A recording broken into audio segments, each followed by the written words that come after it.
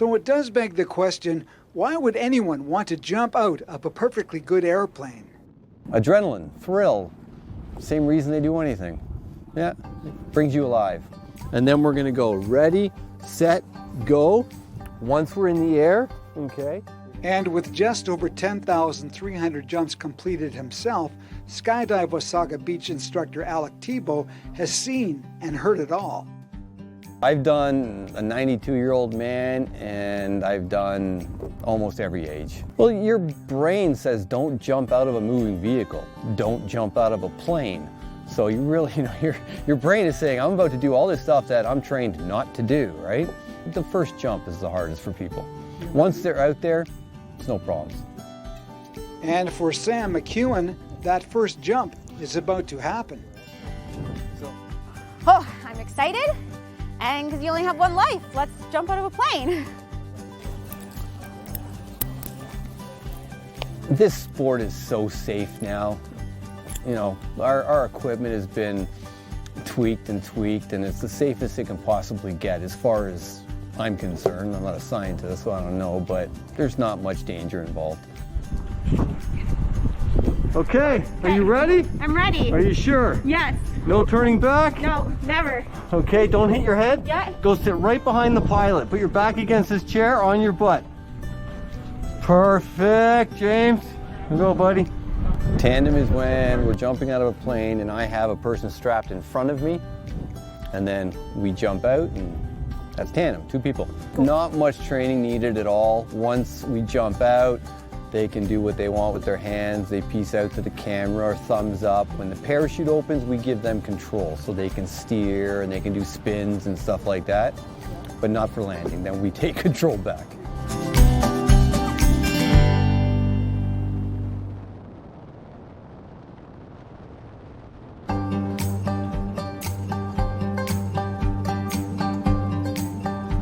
There's a 45-second to a minute free fall, depending on the altitude you go up to. At about 120 miles an hour, we throw out a little parachute called a drogue first, so it slows us down, and we average out at about 120 miles an hour. Of course, if I take a bigger guy or a littler person, you know, it goes up and down, but it's average 120.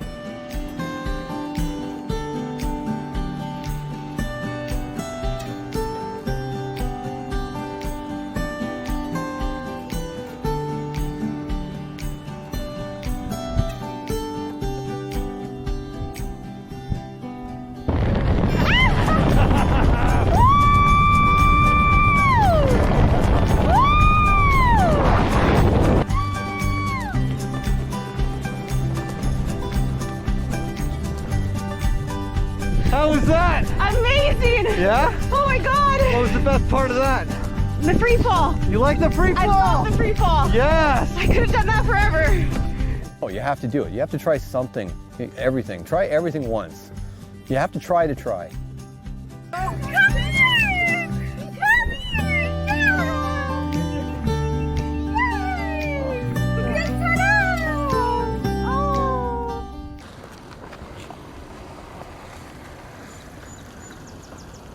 The story of the Martyr Shrine, located in Midland, Ontario, continues to be an integral part of our Canadian history, along with the church's relationship with the Indigenous peoples.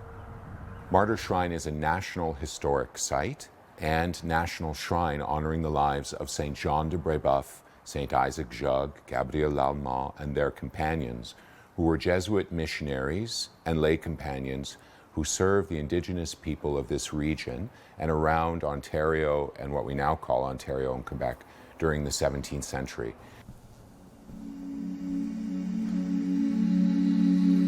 The shrine itself is the place that houses this church, the relics of Brébeuf, Lallemant, and Garnier, and is therefore a pilgrimage site where pilgrims come from across the province, across the country, and indeed from different parts of the world to journey to pray with these saints.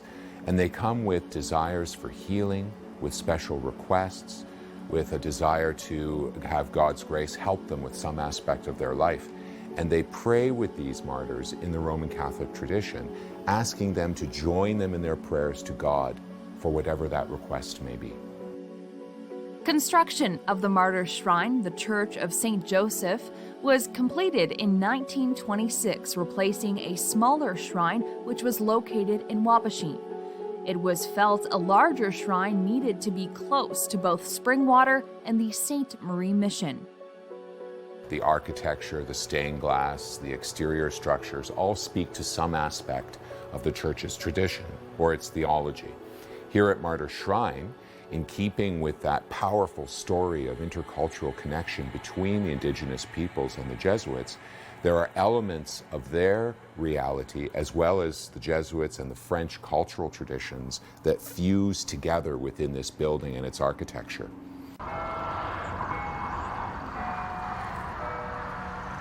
At the heart of our story is a relationship between the Jesuit martyrs and the indigenous people that they grew to love and came to serve. We cannot help but have the indigenous people, therefore, at the heart of our own story as we continue to share the message of the martyrs. It is very important to us that all indigenous people, Métis and Inuit, feel most welcome as they come to journey with us in the sharing of this story that began centuries ago. A story filled with challenges, extraordinary circumstances, but also great faith and moments of love that can, to this day, inspire that ongoing and necessary process of truth, reconciliation, and action.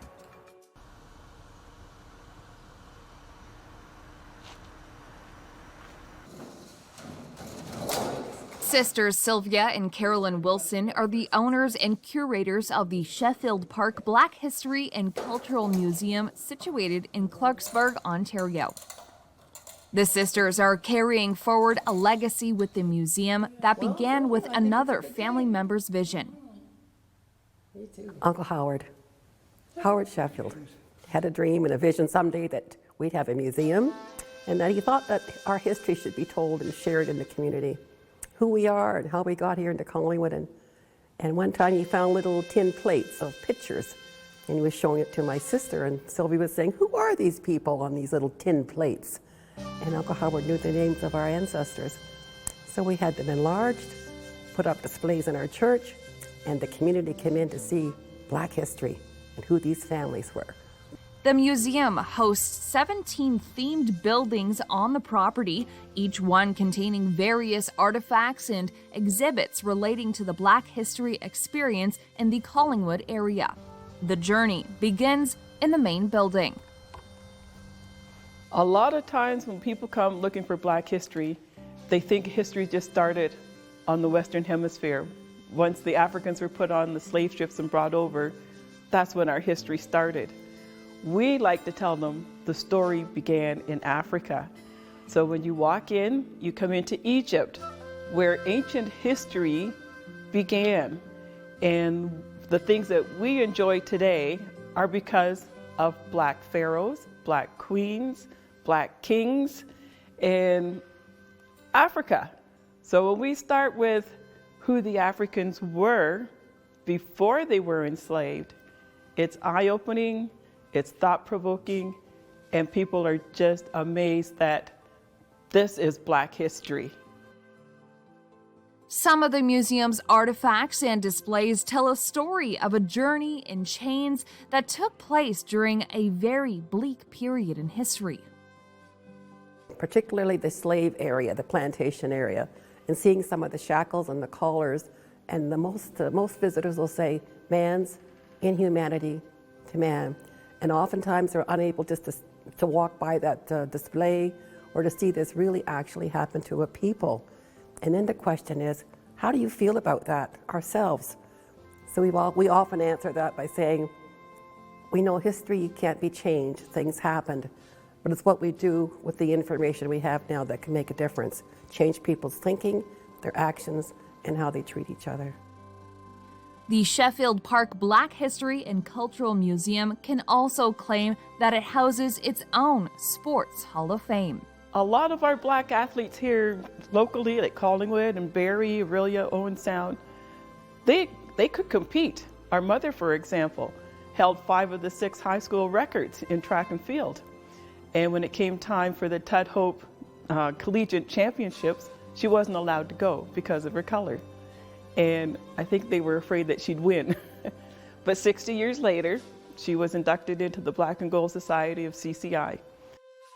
Howard would be amazed. He'd be very grateful for my sister, not saying myself, but our family, our people, and our friends. And he would always say, don't forget the people, those who have helped you get this far. Take them further and carry them with you, and they will carry on. He'd be very proud of us to see this today. It's everybody's history. We might have the brown and the black skin, but if you think back, a lot of our great-great-great-great-grandfathers are white. So we're part of their history, and they're part of ours, and now we're part of everybody's. So come take the journey.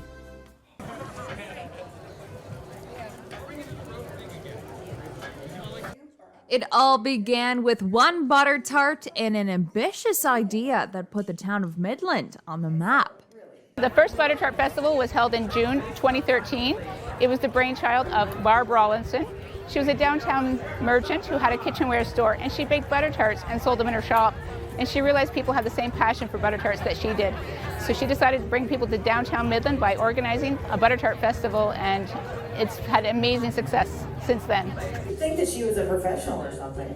And of course, a festival such as this would not be complete without a competitive component. We have judging in Rotary Hall all day long. It's for professional and home bakers. In the morning time, it's for traditional butter tarts. So you're playing raisin, pecan, walnut. And then in the afternoon, we have a different 12 judges who will taste the wild style butter tarts. They are butter tarts with a non-traditional ingredient or two. And from there, we have best in show. It's a tough job. We're judging the best butter tarts in the province, so I don't take that lightly at all. I got one right here. Broccoli and ham one year. And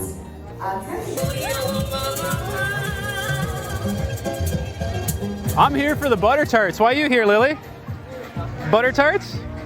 Yeah, we're here for the butter tarts, and honestly, haven't been able to go outside for like 2 years, so this is a pretty awesome event.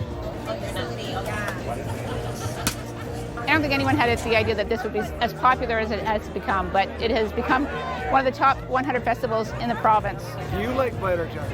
If I'm going to eat a butter tart, it's got to be a raisin-free. I'm team no raisin.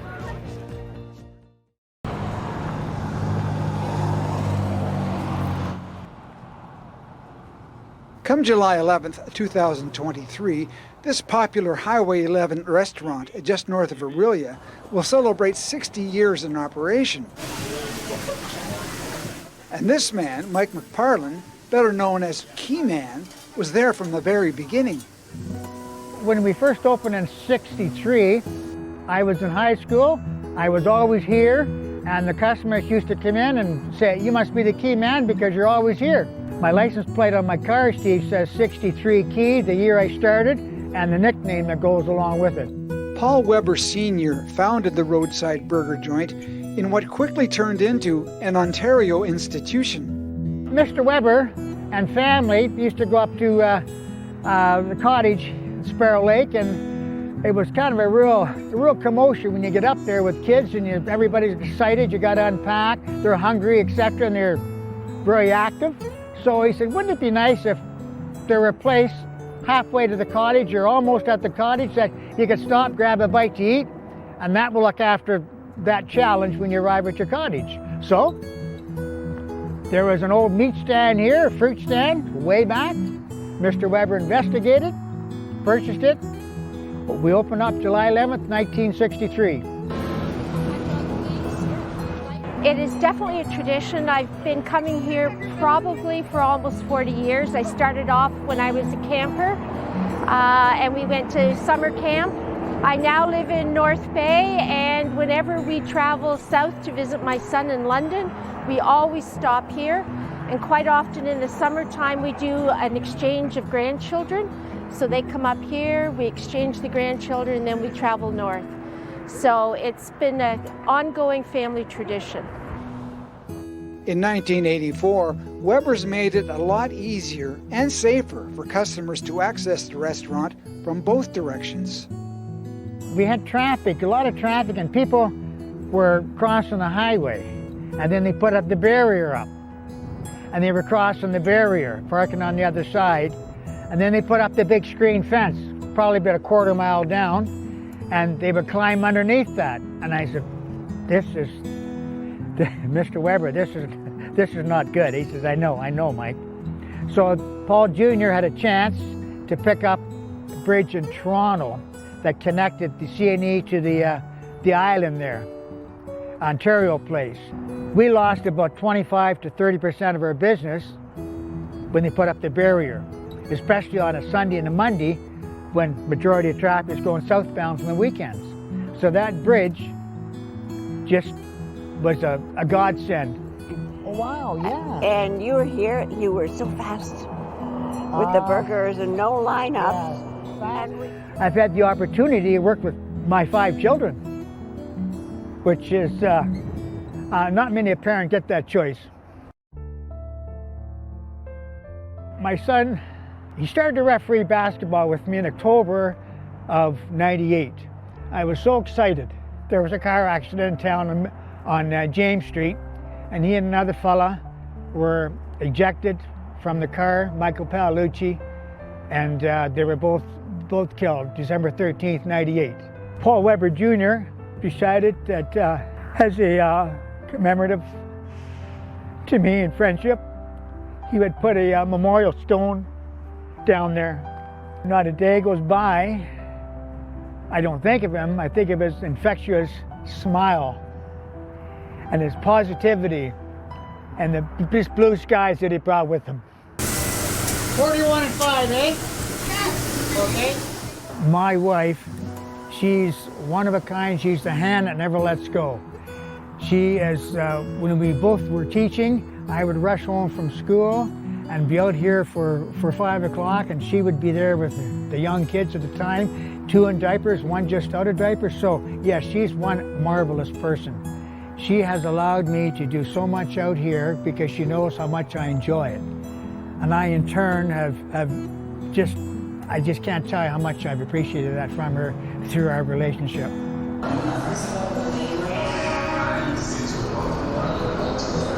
Got it. Got one.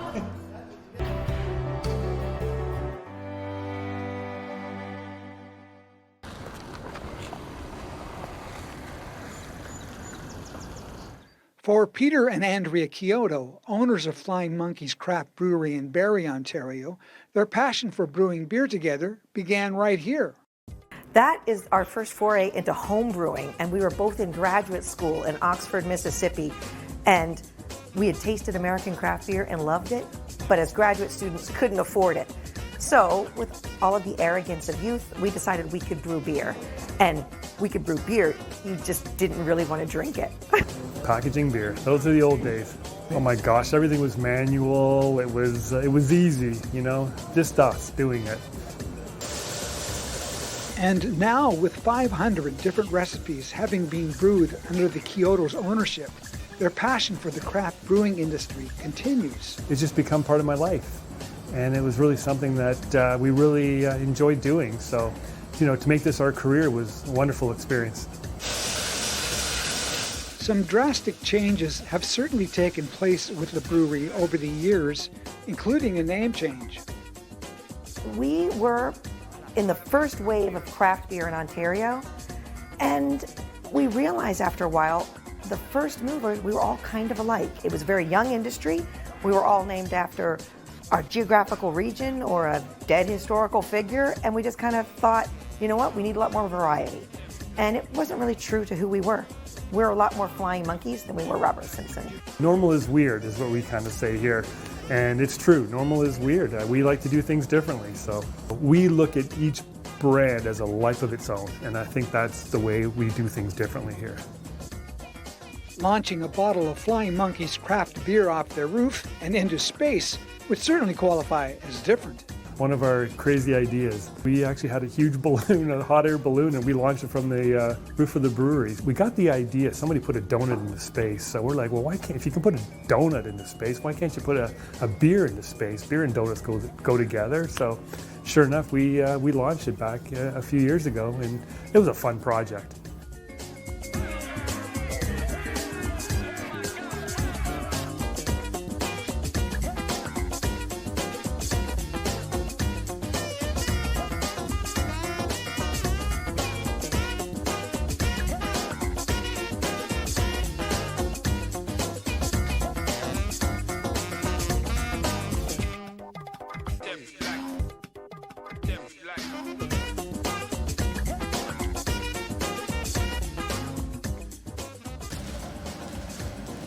According to Peter Kyoto, the actual process of brewing beer is relatively easy. You have your ingredients, you brew it, and really the hard part is putting it into a package and making sure that that package stays as fresh as possible.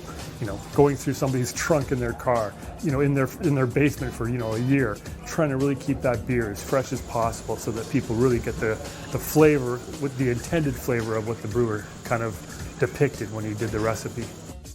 Flying Monkey's Craft Brewery also has its own science lab to further oversee potential quality control issues.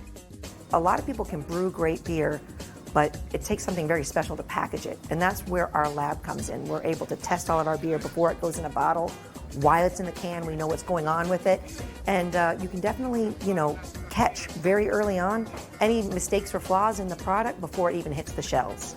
And some of those shelves are not just local ones. We distribute to over 23 countries, and so we're all throughout the world. Asia, we're in South America, we're in Europe, US all over as well. Cheers. I think it's pretty unique that we have over 300, you know, craft breweries in Ontario, and pretty much every small town now is getting one, which I think is just part of the culture in Canada. I love beer. I drink beer all the time. I like all styles, and every time we brew something new, it's like having a child. This one's your favorite.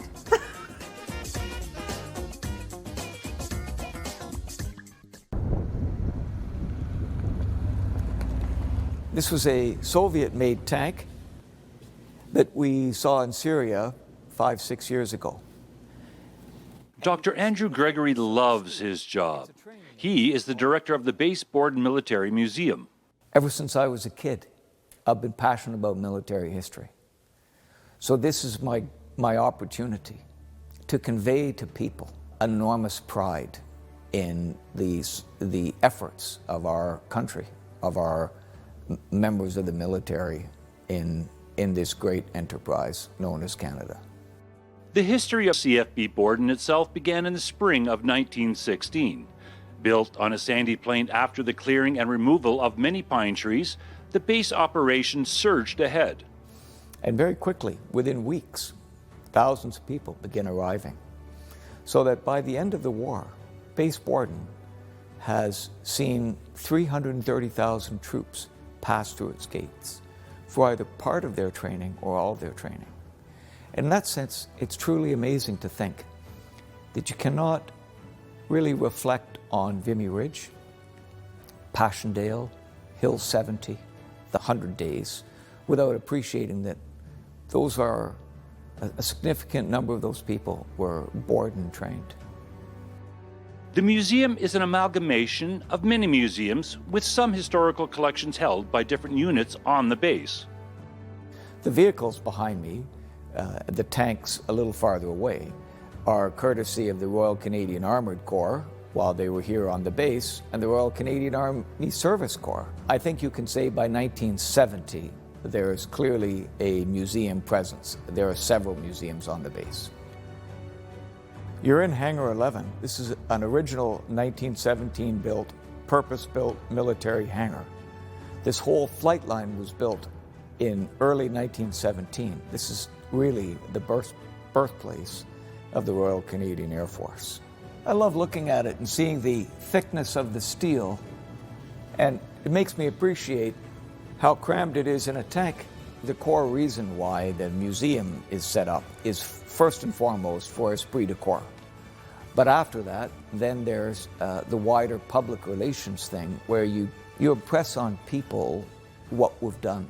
I want the casual visitor to come away with an impression of great sacrifice, great societal investment in the enterprise in general.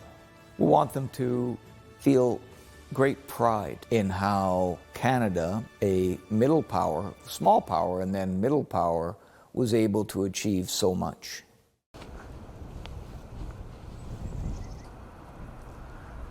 It's as Canadian as maple syrup, so they say. But exactly what makes this liquid gold truly Canadian? Owner of Shaw's Maple Syrup, Tom Shaw, knows the answer. It's only made in northeastern North America, so this is the only place that you can find it in the world. 70% of all maple syrup is made in Quebec, and then the second place holder is Ontario. We make the best maple syrup. Vermont may not completely agree, but Canada's syrup is the best. The explorers originally came to Canada back in, I guess, the 1600s. It was already a major part of the Indigenous people's culture, and they're the ones that taught us how to do it.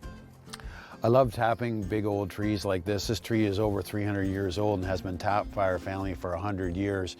You can see all the old tap holes in here, and it's pretty neat to think that we've been making syrup from this for over 100 years.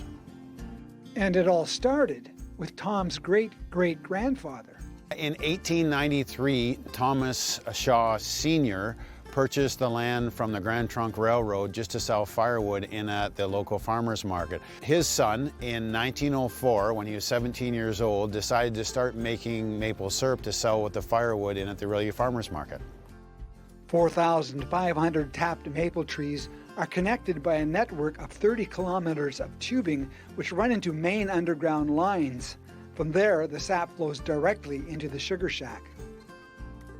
We're doing the same thing as a hobby person maybe on your street that you've seen pails hanging with. All there is drilling a new hole in the tree each year, getting out the watery sap and boiling and boiling and boiling it until it turns into that rich, delicious maple syrup. The recipe, the ingredients is already in the tree. All we're doing is taking water away from it, not adding anything to it. The goal is to make 1,000 gallons of maple syrup each year, which is entirely dependent on the weather. We need to have warm days and cold nights. This creates pressure in the tree. The more of those days that we get, the more pressure we get, the more sap we get. I love maple syrup. When it's boiling, it's the smell of my mortgage getting paid, and it just is a very sweet feeling. But I will admit to, after 2 months of making this, it's okay to shut the evaporator down for the year or two. And Tom Shaw isn't the only one that loves the sweet taste of this uniquely Canadian product. Everyone does.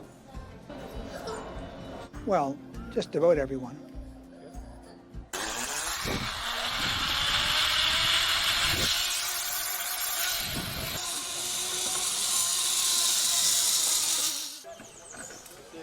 Treetop Trekking is this whole adventure park where you can come and climb from tree to tree on different bridges and obstacles. You're high up off the ground, sometimes up to 40 or 50 feet in the air, but everything's secure and safe. You're wearing a safety harness and helmet, and our staff are here to watch over you. No experience required. Staff will provide instruction as you move safely through the course. You supply the willpower. We have activities here for just about everyone, as long as you're adventurous and up for a little bit of a challenge. Yeah, it's the perfect activity. So we see a lot of families or groups of friends coming out, but also groups like corporate groups and school groups out here for team building type experiences. Zip lines are mixed in with all the different obstacles that you're doing here. So you're climbing on wooden bridges, hammock nets, Tarzan swings, that sort of thing. But then there's also zip lines mixed in. So you'll be coming along and then you'll hook onto a zip line, zip to the next tree, and then continue on to the next bridge or obstacle. So if you're someone who's afraid of heights, I would just say that we get lots of people that are afraid of heights. You know, they're not too sure if this is something for them. But once they get going, once our staff help them work through the orientation course, get them comfortable with what they're doing, 9 times out of 10 by the end of the day, those people are laughing, they're having a great time, and they go home with this real sense of accomplishment that maybe they didn't realize they were going to get out of the day. Of course, they're coming to have fun, but they don't realize that they're going to get a little bit of a workout, but it's also really good for your mind and just clearing your thoughts and forgetting about all your stresses.